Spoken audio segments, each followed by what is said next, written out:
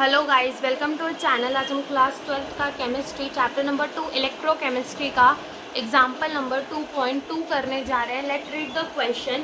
Calculate the equilibrium constant of the reaction. सीधा साधा सा है, हमको बोला है हमें इक्विब्रिलियम कांस्टेंट यानी कि हमें क्या निकालना है, केसी निकालना है। ठीक है, हमें केसी निकाल देना है रिएक्शन की, बस इतना सा ही हमसे इसमें बोला है ना। अगर आपको याद हो, इन द 11th स्टैंडर्ड हमने दो टर्म्स पढ़ी थी, एक पढ़ा था क्यूसी, एक पढ़ा था केसी। तो जो केसी होता है ना बेटा, केसी जो है वो हम कब डिफाइन कर सकते हैं, सिर्फ और सिर्फ इक्विब्रिलियम में ही। और जो हमारा क्यूसी है वो at any instant of the reaction, यानी क्यूसी को आप कोई भी इंस्टेंट ऑफ द रिएक्शन में बता सकते हो। बट जो केसी है हमारा इक्विब्रिलियम कांस्टेंट, हम उसको कब बता सकते हैं, सिर्फ इक्विब्रिलियम होगा तभी बता सकते हैं। ठीक है, तो हमें यहाँ निकालने क्या बोला है, यहाँ हमें केसी निकालने बोल रहा है और हमें रिएक्शन गिवन है और हमें ई नॉट ऑफ द सेल हमें गिवन है।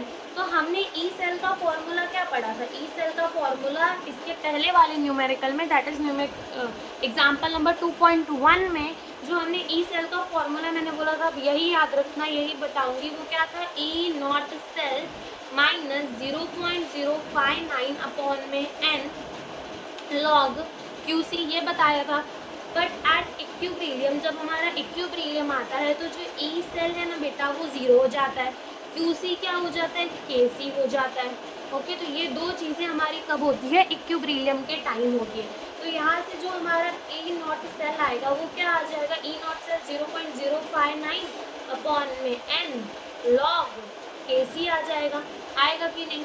अब यहाँ से हमें निकालना है लॉग केसी, तो वो कैसे निकालेंगे, ये और ये मल्टीप्लाई हो जाएगा तो E nought cell into N upon में 0.059 हो जाएगा।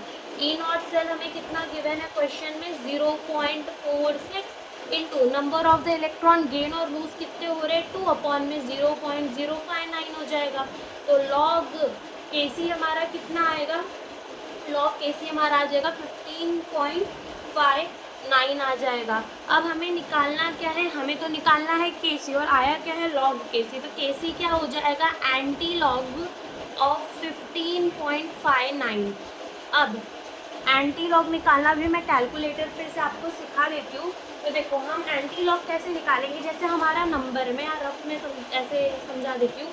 ठीक है, तो जो हमारा नंबर है 15.59, तो जो पॉइंट के पहले का नंबर है ना उसको क्या अज्यूम कर लेने का, 0.59, और एंटी लॉग किसका निकालने का, 0.59 का निकालने का। अब कैसे निकालने का वो बताती हूँ, नंबर डायल करने का, 0.59 को लिख लिया 0.59। अब इसके बाद क्या करना होता है, हमें इसे डिवाइड करना पड़ता है बाय 3557 के साथ।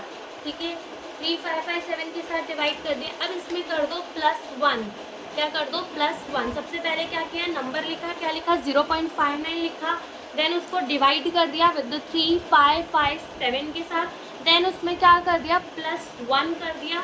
अब उसको क्या करना है, हमें मल्टीप्लाई इक्वल्स टू कितने टाइम करना है, 13 टाइम करना है।